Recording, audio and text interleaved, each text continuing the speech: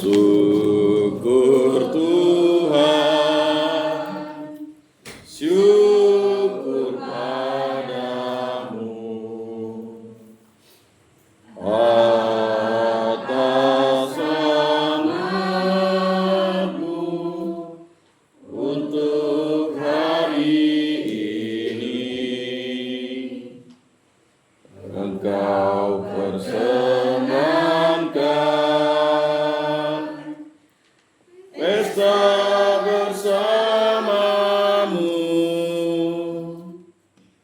keliling meja altar-Mu dalam Ekaristi. Mari kita mengikat cinta dalam perjamuan satu dengan Tuhan. Syukur Tuhan, syukur padamu atas rahmat-Mu untuk hari ini. Engkau perkenankan pesta bersamamu, keliling meja altar-Mu dalam Ekaristi. Dalam nama Bapa dan Putra dan Roh Kudus. Amin.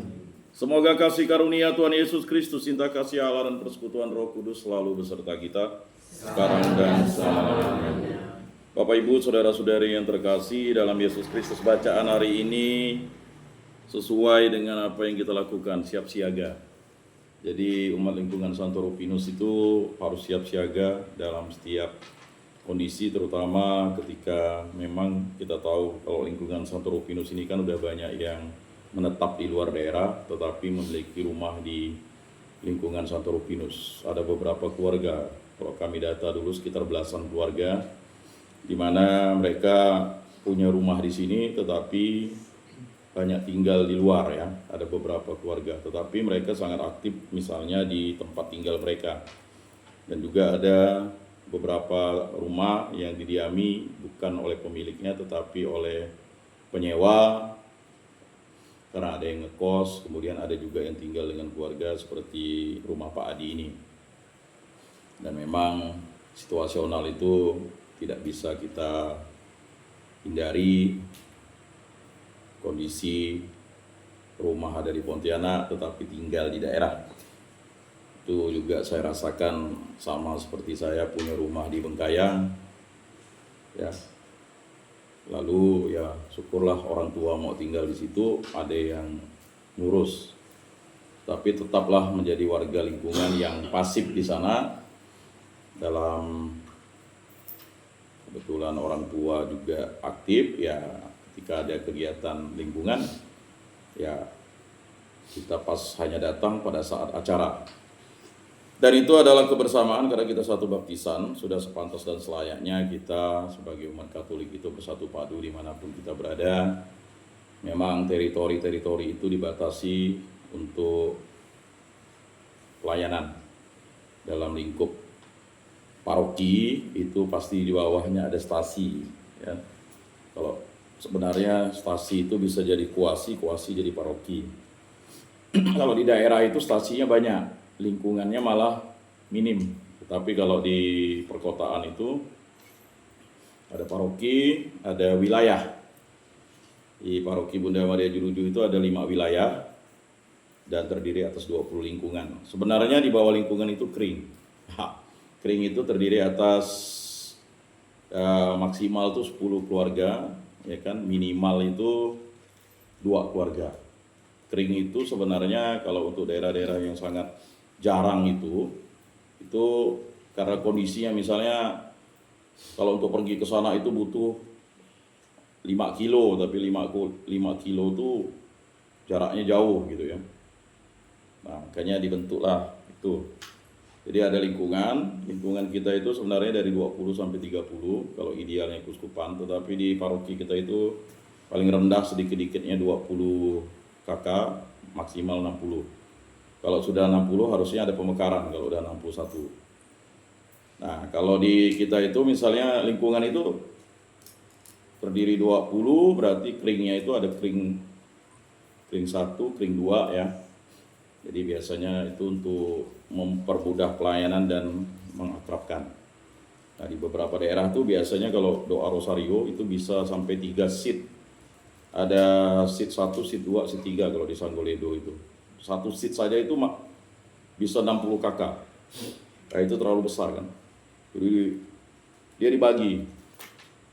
Nah, terkadang ada umat Katolik yang sedikit, itu akhirnya ya ketemunya itu saja. Tetapi bukan persoalan di situ. Persoalan yang utama adalah ketika kita memuji dan memuliakan Tuhan karena syukur yang telah dikaruniai oleh berkat. Misalnya kita ingin ada wujud-wujud khusus seperti misalnya wisuda anak, ulang tahun. Kemudian juga karena mungkin yang paling sering ya ada hal-hal yang sifatnya kedukaan ya. Itu merupakan sesuatu yang harus menjadi peranan umat lingkungan sekitar itu untuk mengetahui umat yang dikatakan migran ya. Kata migran itu bukan maksudnya migran bagaimana, punya rumah di situ tetapi dulu mungkin aktif, tetapi karena mungkin pekerjaan atau tempat tinggal baru ya, karena kita ada beberapa umat seperti itu. Dan itu menjadi keniscayaan di kota ini ya. Bisa jadi seperti itu.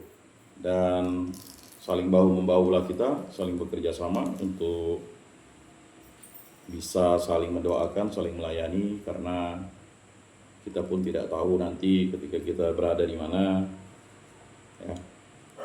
Di situ juga kita harus juga mampu untuk minimal dikenal atau diketahui oleh minimal tetangga sebelah kanan atau kiri atau juga lingkungan yang ada di situ. Bapak Ibu, saudara-saudari yang terkasih, marilah kita bersama-sama mengakui segala dosa dan kekurangan kita dalam terang sabda Tuhan. Saya mengaku kepada Allah yang Maha Kuasa dan kepada saudara sekalian bahwa saya telah berdosa dengan pikiran dan perkataan, dengan perbuatan dan kelalaian. Saya berdosa, saya sungguh berdosa. Oleh sebab itu saya mohon kepada Santa Perawan Maria, kepada para malaikat dan orang kudus, dan kepada saudara sekalian, supaya mendoakan saya pada Allah Tuhan kita. Semoga Allah memandang dan memperhatikan kita, semoga Ia menunjukkan kerelaan hatinya, serta memberikan pengampunan dosa dan damai sejahtera kepada kita. Amin. Tuhan kasihanilah kami, Tuhan kasihanilah kami, Kristus kasihanilah kami, Kristus kasihanilah kami, Tuhan kasihanilah kami, Tuhan kasihanilah kami. Kemuliaan kepada Allah di surga dan damai di bumi kepada orang yang berkenan padanya. Kami memuji Dikau, kami meluhurkan Dikau, kami menyembah Dikau, kami memuliakan Dikau, kami bersyukur kepadamu karena kemuliaan-Mu yang besar, ya Tuhan Allah, Raja Surgawi, Allah Bapa yang Maha Kuasa, ya Tuhan Yesus Kristus, Putra yang Tunggal, ya Tuhan Allah, Anak Domba Allah, Putra Bapa. Engkau yang menghapus dosa dunia, kasihanilah kami. Engkau yang menghapus dosa dunia, kabulkanlah doa kami. Engkau yang duduk di sisi Bapa, kasihanilah kami. Karena hanya Engkaulah kudus, hanya Engkaulah Tuhan, hanya Engkaulah Maha Tinggi, ya Yesus Kristus, bersama dengan Roh Kudus dalam kemuliaan Allah Bapa. Amin. Marilah kita berdoa. Allah Tritunggal yang Maha Kudus, kami bersyukur di hadirat-Mu, Engkau kembali menghimpun kami di rumah Pak Adi sekeluarga ini. Semoga dengan perjumpaan kami semakin akrab, bersaudara karena satu baptisan, dan kami bersyukur atas wisuda Ananda Nola esok hari setelah selesai dari Universitas Tanjung Pura, Fakultas Ekonomi. Semoga dengan wisuda menjadi suatu tanda berkat yang Engkau berikan karena kehendak-Mu. Dan berkati juga seluruh orang-orang, terutama anak-anak yang bersekolah di rumah ini. Semoga tidak ada gangguan, baik gangguan dari hal-hal yang jahat, kuasa jahat, kehendak jahat, dari kuasa setan, kuasa iblis, dari kuasa-kuasa hawa nafsu, kuasa kegelapan. Biar rumah ini menjadi tempat tinggal yang damai, yang berada di tempat ini hidup rukun, damai, dan sejahtera, dan dibebaskan dari segala mara bahaya malapetaka, dari segala musibah, dari segala hal-hal jahat. Dan juga berdoa bagi arwah Filipa Stefani Mediati yang telah Engkau panggil. Semoga arwah Filipa Stefani Mediati Engkau ampuni dosa-dosanya, dan jika sudah berada di kerajaan surga menjadi pendoa bagi keluarga, bagi kami umat lingkungan Santo Rupinus. Dan juga berdoa bagi arwah Bapak Ignatius Dono, kemudian nenek dari keluarga ini Veronica Sima yang telah Engkau panggil. Ampunilah dosa-dosa mereka karena belas kasih dan kerahiman-Mu, dan terimalah di dalam kerajaan-Mu.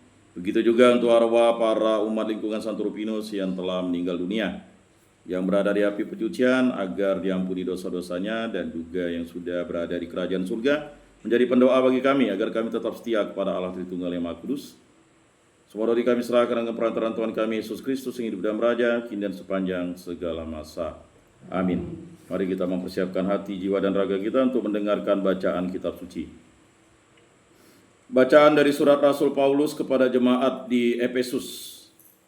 Saudara-saudara, kalian telah mendengar tentang tugas penyelenggaraan kasih karunia Allah yang telah dipercayakan kepadaku demi kalian, yaitu bagaimana rahasianya telah dinyatakan kepadaku melalui wahyu seperti yang pernah kutulis dengan singkat.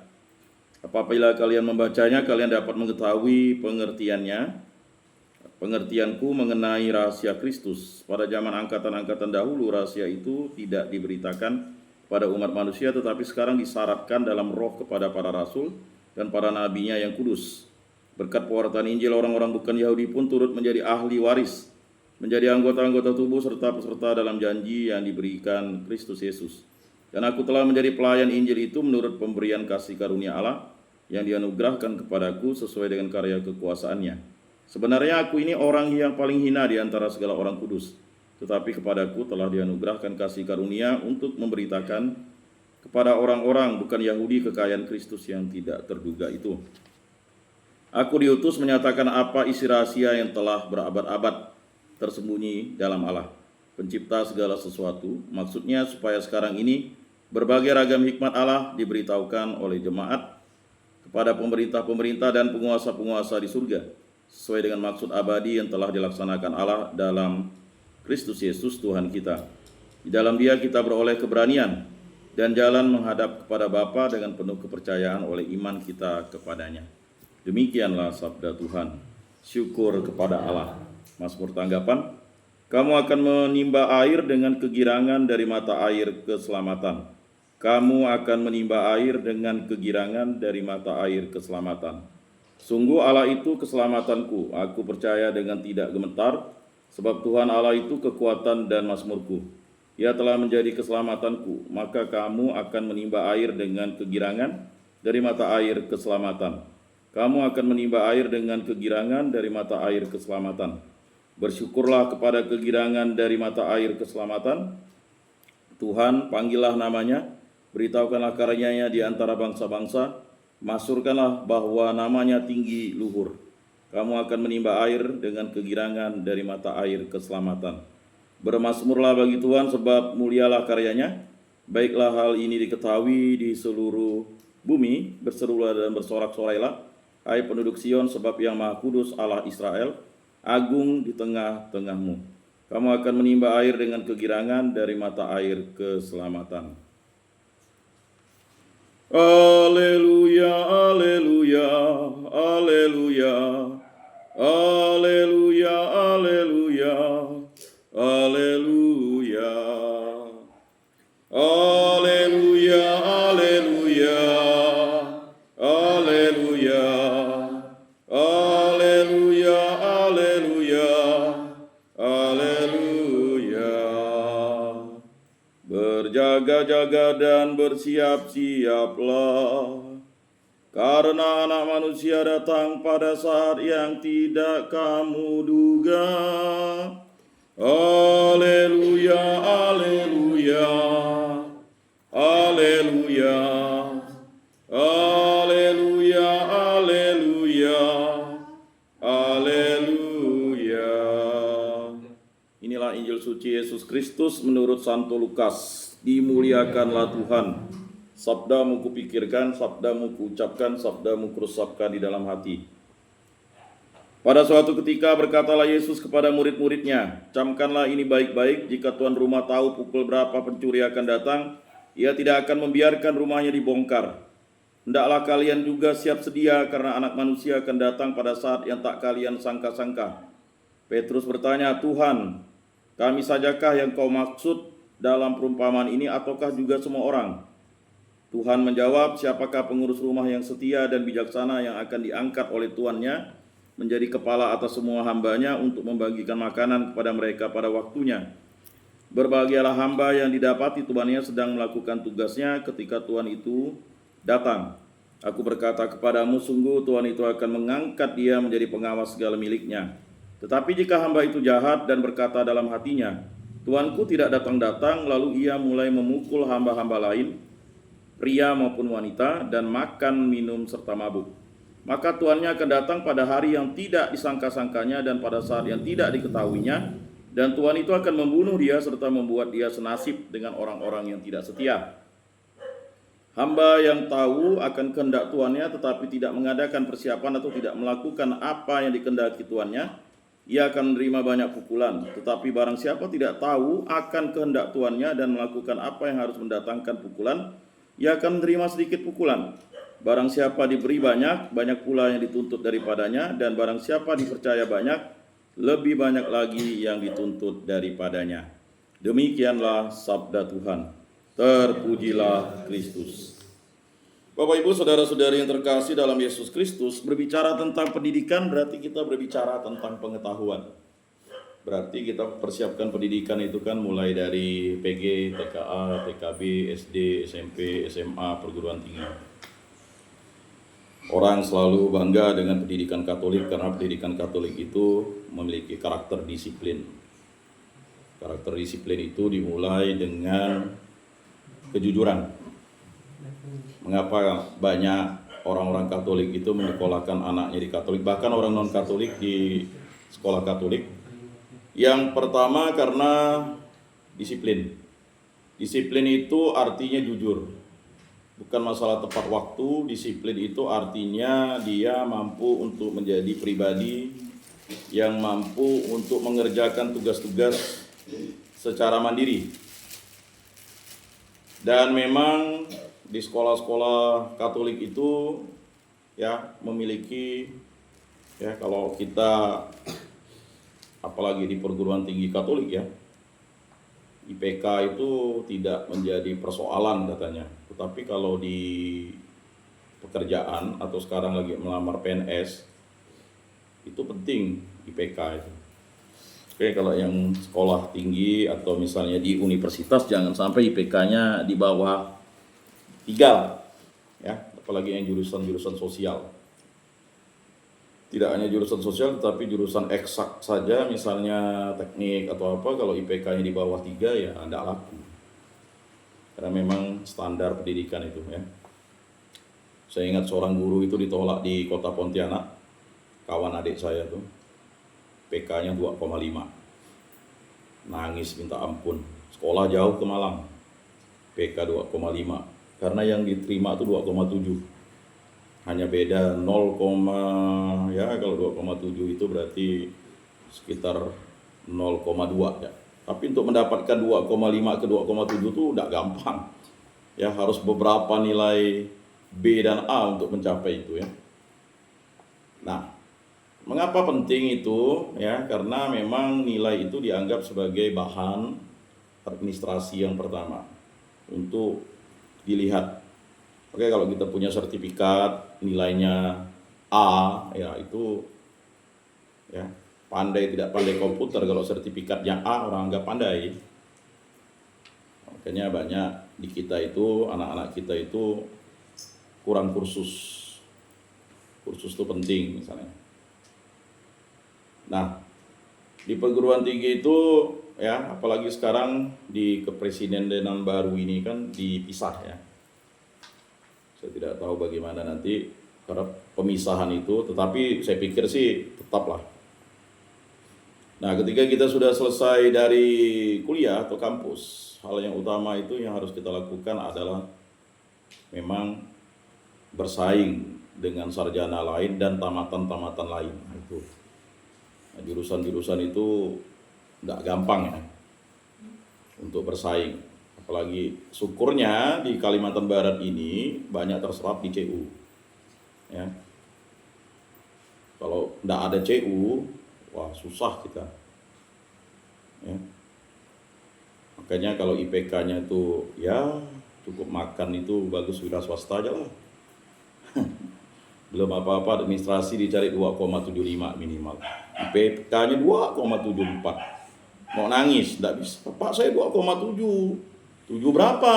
74, ya tidak bisa. 2,75. 2, Pak saya Pak 2,7 Pak. 7499 ya tidak bisa. Untuk dapat 9 itu mencapai 5 itu pasti harus ada nilai A atau B-nya kan gitu.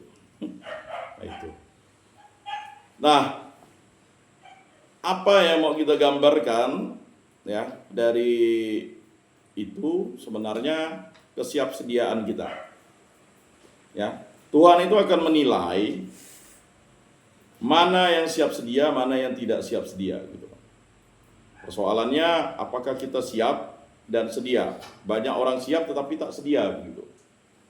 Ya kan?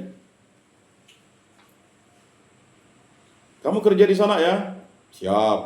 Tapi ditempatkan di dalam hutan. Oh, tidak bersedia. Ya kan? Nah, ada orang yang sedia tapi tak siap. Saya bersedia Pak di hutan. Kamu tamatan apa? SMA Pak. Oh, tidak bisa. Yang dicari tamatan D3. Tidak bisa. Nah, jadi siap sedia itu adalah kemampuan dari diri sendiri untuk mendisiplinkan diri, baik dalam doa, dalam ibadat, dalam apapun. Dan juga kita bersyukur ya, Ananda ini sudah wisuda ya. Dan kita berharap banyak umat di lingkungan kita ini ya bisa wisuda ya. Jadi jangan sampai kita tidak mendorong orang-orang muda kita untuk menyelesaikan kuliah ya. Nah, jadi ada satu ya, dia udah tahu mau DO, orang tuanya berharap dia wisuda, ya, dia tidak wisuda. Kenapa tidak wisuda? DO.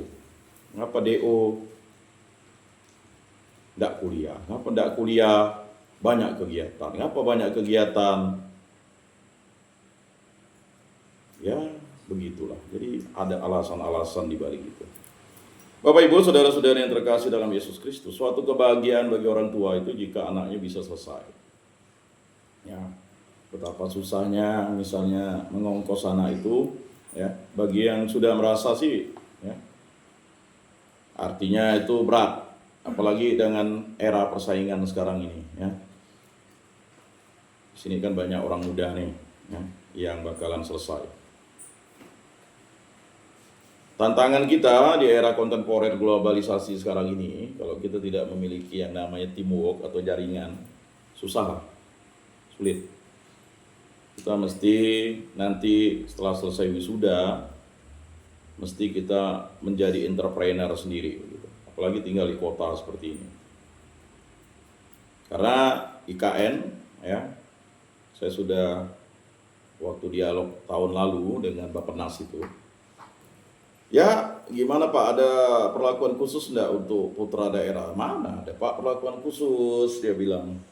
Semua ini kan kita warga negara Indonesia ya. Kalau mau bersaing Pak, ya kan minimal orang-orang lokal itu harus D3 minimal.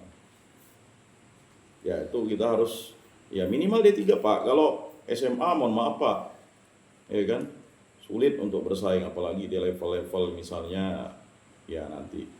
Karena kita ini kan penunjang IKN ya. Jadi 5-10 tahun lagi ini bisa kita jadi penonton saja nanti ya. Kalau kita tidak bersaing di level itu. Minimal D3 Pak, dia harus kuliah tuh anak-anak mudanya. Ini deputi yang ngomong tuh. Ya kan, waktu itu Monsinyur Agus ngundang dia. Ini tuh menjelaskan kepada anak muda supaya jangan hanya tamat SMA, apalagi tinggal di kota. Ya. Ada satu anak itu tinggal di tempat Bu Maria Kulam, dia UT. Dia bisa selesai 3,5 tahun, IPK-nya 3,6. UT. Ih, mantap kamu ya. Gimana kuliahnya? Biasa aja Pak, kerjakan tugas modul. Oh. Kalau ulet tuh bisa. Gitu. Tidak diperlukan orang yang cerdas atau pintar dalam kuliah, tetapi orang yang ulet kan gitu. Janganlah kerajinanmu kendor, hendaknya rohmu bernyala-nyala dan layanilah Tuhan. Kan itu. Nah ini persoalan yang akan kita hadapi bersama bahwa untuk mencapai itu. Ya. Nah setelah selesai pun persoalannya masih banyak, ya kan? Persoalan yang pertama kalau kita memiliki di kampung itu kita bisa memiliki lahan, jangan dijual, karena ya kita nih kalau menjual bisa jadi kita nanti seperti orang Indian di Amerika Latin atau Amerika Serikat. Orang Indian itu tidak ada tanahnya, habis dikuasai orang bule semua kan, diusir sana, diusir sini dan sebagainya. Dan ini persoalan-persoalan yang nanti akan kita hadapi dilematis. Ya. Persoalan yang akan kita hadapi ya. Bisa jadi nanti kampung kita tuh sudah tidak ada lagi, musnah misalnya. Ya. Nah ini persoalan yang kita akan hadapi. Karena persoalan di era globalisasi dan kontemporer ini, modal yang utama itu adalah kepemilikan lahan. Ada seorang bapak, dia cerita, dia orang Katolik, orang Dayak. Ya. Jadi dia memiliki lahan tuh 100 hektar. Banyak bener Pak lahan Bapak. Itulah katanya. Saya ini beli katanya. Beli dari siapa Pak? Beli dari orang diri gak katanya. Awalnya Bapak berapa lahan Bapak? Lahan saya tidak banyak, awalnya 2 hektar ya. Lah, kok bisa 100 hektar Pak? Nah itulah katanya. Orang kita tuh ya, belum apa-apa ya. Saya itu tidak akan membeli kalau dia tidak untuk sekolahkan anak dan misalnya istrinya sakit atau anaknya sakit. Oh gitu konsepnya. Kalau sekedar hanya beli sepeda motor, saya nasihati supaya jangan dijual. Ya kan? Satu sepeda motor bisa rusak 1 hektar, ganti sepeda motor. Kan sayang. Jadi akhirnya ya, kalau anak sekolah silakanlah katanya. Tapi itulah tadi katanya. Akhirnya mereka menjadi kuli di tanah sendiri. Nah, ini persoalan problematika yang akan kita hadapi. Dan ini menjadi sesuatu nanti akan ada jadi masalah nanti 5, 10, 15 tahun. Kalian yang generasi muda ini akan merasakan sulitnya untuk berkompetisi. Apalagi di era kompetisi ini, eranya sekarang orang pakai tombol ya, digital. Kalau tidak bisa menguasai digital, tidak bisa menguasai ya AI, ya tidak bisa menguasai artificial intelligence, selesailah sudah. Karena apa? Keterampilan-keterampilan itu sekarang nanti akan digantikan oleh robot. Kita lihat sekarang misalnya ya 3D printing, ya. Bahkan ada rumah yang dicetak dari printer. Ini bayangkan rumah dicetak pakai dari printer. Karena apa tadi? Tenaga kerja itu sudah diganti dengan robot. Dan ini persoalan-persoalan yang kita akan hadapi di dunia nyata 5, 10, 15 tahun, 20, 25 tahun. Nah itu kalau kita tidak siap siaga itu nanti selesai lah kita. Tetapi kita yakin dan optimis, Kristus Yesus itu selalu memberikan kita ya kehidupan yang nyata di muka bumi ini. Nah, maka marilah kita berpikir positif. Ya. Berpikir positif. Saya waktu di Bengkayang itu ya kurang lebih hampir mau 2000 kali orang muda yang saya suluh ya. Ada beberapa SMA. Karena dia kan sampai ada satu kelas itu Katolik semua. Ya. Tapi itulah tadi, ketika Katolik semua, tidak semuanya bisa selesai. Persoalannya apa? Persoalannya bukan masalah ekonomi juga, masalah moral. Ya. Nah, ini persoalan yang akan kita hadapi dan akan menjadi momok di ini ya. Nah, ini persoalan-persoalan klasik di orang muda kita itu. Persoalan moral, kemudian masalah narkoba ya. Narkoba sekarang justru ya, peredaran narkoba itu sekarang tuh lebih trennya itu bukan lagi di perkotaan, di kota kabupaten. Ya. Jadi ada penyelundupan narkoba sekitar 30 kilo, ya, bukan keluar narkobanya, ya, di dalam, ya, di dalam. Kalau dari